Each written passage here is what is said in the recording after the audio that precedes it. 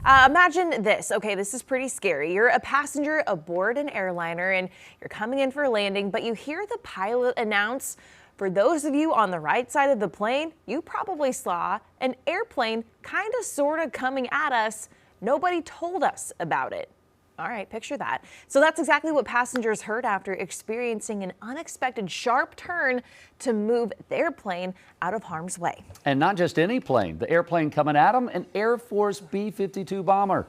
Thanks to the airline pilot's aggressive maneuvering, the jetliner averted a possible near miss and landed safely, but not without an explanation and an apology. All right, Chief Transportation Correspondent Pilot May-Kay Beeler has the details. May-Kay, just even listening to the audio of this is it's mind-boggling.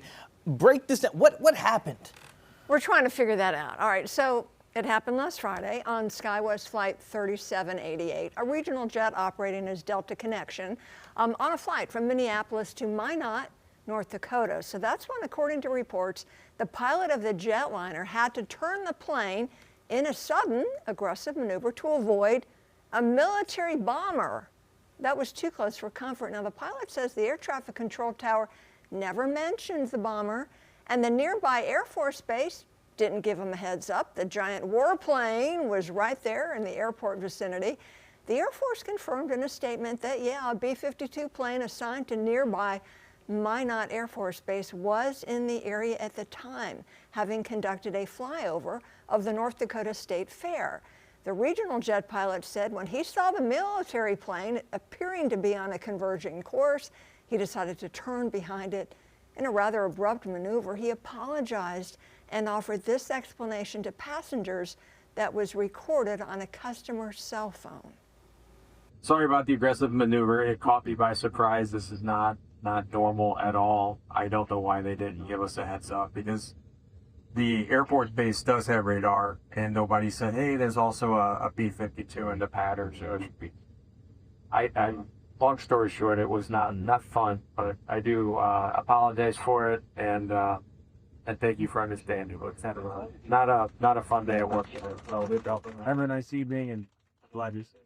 Wow. That's great. First of all, props to the pilot for staying calm. I mean, right. That's one of the things you train for as a pilot. Yeah. You can hear the calm in his voice, because if he freaks out, everyone freaks out. That's right. So let's get to this. Why did the tower not tell the regional jet airliner about the bomber? I don't know how far out the jets were. So this tower, it's a small general aviation airport, doesn't have radar.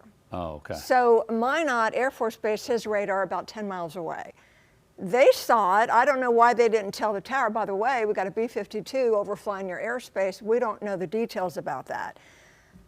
So the tower wasn't informed, and if they're not in view, because it's visual for the tower, get the binoculars out. Normally the tower will say to the regional jet, let me know when you're on a 5-mile final or 2.5-mile base, and then they'll look for you and clear you to land. So I don't know all the details about this, but somebody should have been informed about this. It's inexcusable. Well, so how common is it to mix military and commercial aircraft? Obviously, we had that tragedy earlier this year, but that's a very different airport than Minot, North Dakota. Right, because DCA has got the Pentagon and all the bigwigs there. It's common. Up here at Piedmont Triad International Airport, we have Air Force One do touch and goes all the time. We have different planes come into practice. So, I mean, it's not rare, it's not the most common thing, but they just need to communicate better. I don't understand what happened here. You can bet the FAA and the Air Force will be investigating. So is it acceptable, and I assume it is, if the pilot sees something and says, I need to divert off of our flight plan here, because otherwise we may potentially have a collision? Immediate action, you do what you need to do. Typically on a clearance you ask, hey, Honda Jet 321, I'd like to divert for a thunderstorm. That's approved, fly heading, blah, blah, blah. But if you have an emergency or a near miss like that, you just react. You have to. And the pilot's protected. In the event of emergency, pilot can do whatever they need to do to deviate for the sake of safety. Well, so I'm glad everyone's okay except for shaking up, and I know people always like to point fingers. So where do you think the finger pointing, what will it lead to? Where does the investigation go? Excuse me, I love our country, I love the military, but I think the Air Force. Yeah. Were they on different frequencies? Maybe the bomber was on a different frequency.